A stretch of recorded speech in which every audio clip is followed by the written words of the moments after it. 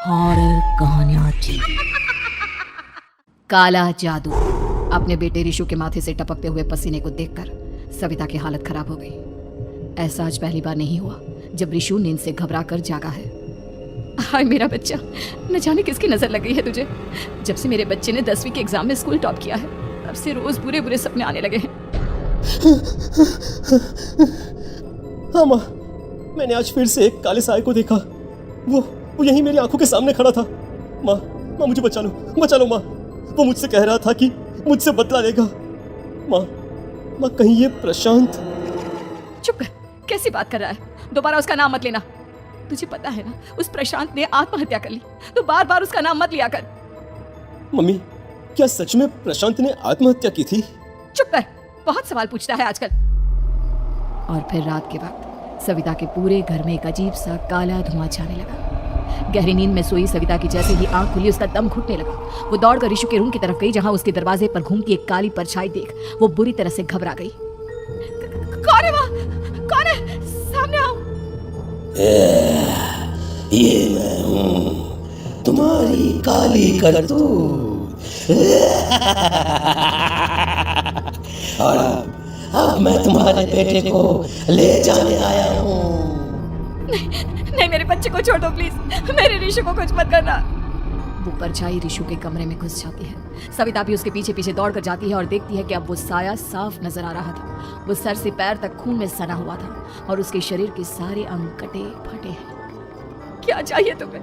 तुम जो बोलोगे मैं करूंगी, लेकिन मेरे रिशु को छोड़ दो। उस परछाई ने रिशु को गर्दन से पकड़कर दीवार के सहारे हवा में उछाल दिया। रिशु जोर जोर से चिल्लाने लगा। माँ बचाओ मुझे, बचा लो माँ ये मुझे मार डालेगा। माँ मुझे बचा लो माँ। नहीं, ऐसा मत करो। मुझे मार दो लेकिन मेरे बच्चे को छोड़ दो। मैं तुम्हारे आगे हाथ जोड़ती हूँ। वो परछाई रिशु को जमीन पर गिरा देती है और अचानक वहां से गायब हो जाती है। रिशु, मेरा बच्चा, तू ठीक तो है ना? कुछ बोल बेटा, क्या हुआ है तुझे? मैं ठीक हूँ माँ।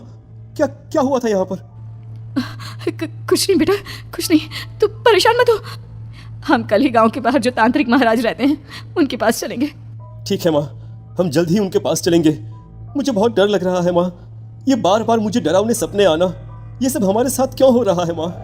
अगले दिन सविता अपने बेटे रिशु को लेकर गांव के बाहर तांत्रिक के पास जाती है। जिस जगह पर तांत्रिक रहा करता था वो जगह बहुत डरावनी थी। चारों तरफ कंकाल और खूब भूतियां नजर आ रही थी। गांव से दूर वीरानी में उस जगह पर जोर से आंधी चल रही थी। रिशु ने डर कर अपनी माँ का हाथ पकड़ लिया। माँ मुझे बहुत डर लग रहा है। ये कैसी जगह है?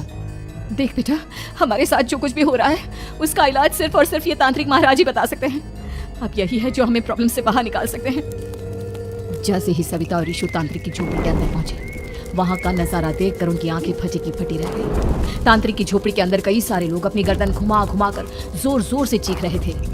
कौन हो तुम और यहाँ क्यों आई हो? महाराज, मेरे बेटे को कुछ दिनों से एक डरावनी काली परछाई नजर आती है और कल रात उसने मेरे बेटे पर हमला भी कर दिया।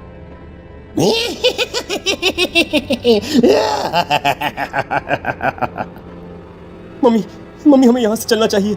ये जगह मुझे ठीक नहीं लगती। नहीं बेटा, ऐसा नहीं कहते। रुक जाओ, 2 मिनट के लिए रुक जाओ। क्या कहा? काली परछाई? तुम्हारे बेटे पर किसी काली परछाई ने हमला किया? हाँ महाराज, वो कह रही थी कि वो मेरे बेटे को कुछ कर देगी। कोई उपाय बताइए महाराज, मेरे बेटे के साथ कुछ गलत नहीं होना चाहिए। तुमने किसी दूसरे के साथ गलत किया है तो तुम्हारे साथ भी गलत होकर ही रहेगा। तुमने किसी की जान ली है, किसी को मार डाला है तुमने। नहीं महाराज, मैंने ऐसा कुछ नहीं किया। मैंने किसी की जान नहीं ली। मुझे कोई उपाय बताइए। लगता है तुम इतनी आसानी से नहीं मानोगी। मैं तुम्हें अभी उस काली परछाई से मिलवा देता हूँ और वही सारा सच तुम्हारे सामने लेकर आएगा। सविता और रिशु ने डर के मारे अपनी आंखें बंद कर ली। तभी अचानक तांत्रिक की झोपड़ी में अजीबोगरीब आवाजें गूंजने लगी। सविता और रिशु बुरी तरह से कांप रहे थे। आंखें खोलो और अपने सामने देखो। क्या यही है वो जिससे तुम कल रात को मिली थी? बताओ मुझे। हाँ, इसने कल रात मेरे बेटे के ऊपर हमला किया था। ये उसी लड़के की भटकती हुई आत्मा है जिसे कुछ दिन पहले तुमने मार डाला था। मम्मी ये महाराज क्या कह रहे हैं? क्या सच में आपने किसी की जान ली है, किसी को मार डाला है? अगर हाँ तो बताइए ना मम्मी, किसको मारा है आपने? किसको? तुम्हारी माँ इतनी आसानी से सच नहीं बताएगी बेटा। इसने एक बच्चे की जान ली है। कहीं उसका नाम प्रशांत तो नहीं महाराज? वो मेरा दोस्त है, मेरा मतलब मेरा पड़ोसी है। सही पहचाना। देखा सविता, तुम्हारा खुद का बेटा भी जानता है कि तुमने किसी के प्राणों की बलि चढ़ा दी और इसीलिए अब उसकी बुरी आत्मा तुम्हारे घर में भटकती है। मुझे माफ कर दीजिए महाराज, मुझसे बहुत बड़ी गलती हो गई।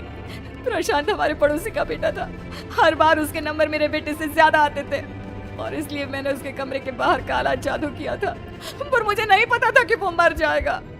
तुम्हारे उसी काले जादू वाली गुड़िया के अंदर एक बुरी आत्मा थी जिसने उस बच्चे के दिमाग पर बुरा असर कर दिया और उसी की वजह से उस लड़के ने अपनी बालकनी से कूदकर आत्महत्या कर ली। इसकी वजह सिर्फ और सिर्फ तुम हो, तुम। नहीं महाराज, जो कुछ भी हुआ मुझे नहीं पता था कि प्रशांत अपनी जान दे देगा। प्रशांत की आत्मा इस वक्त तुम्हारे सामने खड़ी है, हमसे बात करना चाहती है। बोलो बोलो, क्या कहना चाहते हो? मैं जीना चाहता था, बड़ा होकर कुछ बनना चाहता था। आपके बेटे से मुझे कोई परेशानी नहीं थी। अरे वो तो मेरा अच्छा दोस्त था। मुझे माफ कर दो बेटा, मुझसे बहुत बड़ी गलती हो गई, मुझे माफ कर दो। माफ करने से मुझे वापस जिंदगी नहीं मिल जाएगी। मेरे माँ बाप आज भी मेरे लिए रोते हैं। आपने मेरे साथ बहुत गलत किया है, बहुत गलत। और तभी अचानक प्रशांत की आत्मा वहां से गायब हो जाती है। सविता जोर जोर से रोने लगती है। सुन लिया तुमने? ये तुम्हारे अपने ही किए हुए पाप हैं जो इस तरह से तुम्हारे सामने आ रहे हैं। माँ, ये आपने अच्छा नहीं किया। सिर्फ 10th बोर्ड के एग्जाम में मैं टॉप कर पाऊँ इसलिए आपने मेरे दोस्त के ऊपर काला जादू कर दिया। नहीं मम्मी, नहीं, अब हम कभी खुश नहीं रह पाएंगे, कभी नहीं। मेरे दोस्त की आत्मा को कभी शांति नहीं मिलेगी मम्मी, कभी नहीं। लेकिन मैंने जो कुछ भी किया सिर्फ तुम्हारे लिए किया। वो लड़का हमेशा फर्स्ट पोजीशन पर आ जाता था और इस वजह से हमेशा तुम्हारे मार्क्स कम पड़ते थे। मैंने तो सिर्फ उस पर एक छोटा सा काला जादू किया था बेटा। मुझे क्या पता था कि उसका ये नतीजा निकलेगा। जिस गुड़िया को तुमने उस लड़के के कमरे के दरवाजे पर लगाया था, दरअसल उसके अंदर एक बुरी आत्मा का प्रवेश हो गया था, जैसा कि अक्सर काला जादू करते समय हो जाता है। मुझे अपनी गलती का एहसास हो गया है, मैं प्रायश्चित करना चाहती हूँ। आप बताइए मैं क्या करूँ? प्रशांत के घर जाकर उस काली गुड़िया को वहां से निकालकर यहाँ लेकर आओ। मैं उसे आग में जलाकर राख कर दूंगा और उसके बाद प्रशांत की आत्मा को हमेशा के लिए मुक्ति मिल जाएगी। अगली रात सविता चुपचाप अपने पड़ोसी प्रशांत के घर जाती है। प्रशांत के माँ बाप प्रशांत की मौत के बाद उस घर को छोड़कर हमेशा के लिए वहां से चले गए थे। जैसे ही सविता उस घर के अंदर कदम रखती है, उसका सामना अजीबोगरीब हैवानियत से भरी आवाज़ों से होने लगता है। ऐसा लग रहा था जैसे कोई बुरी तरह से चीख रहा हो। सविता जैसे ही प्रशांत के कमरे के बाहर पहुंचती है, वहां पर लटकी हुई गुड़िया के शरीर से खून टपकने लगता है। ये क्या हो रहा है? इस गुड़िया के शरीर से खून क्यों टपक रहा है?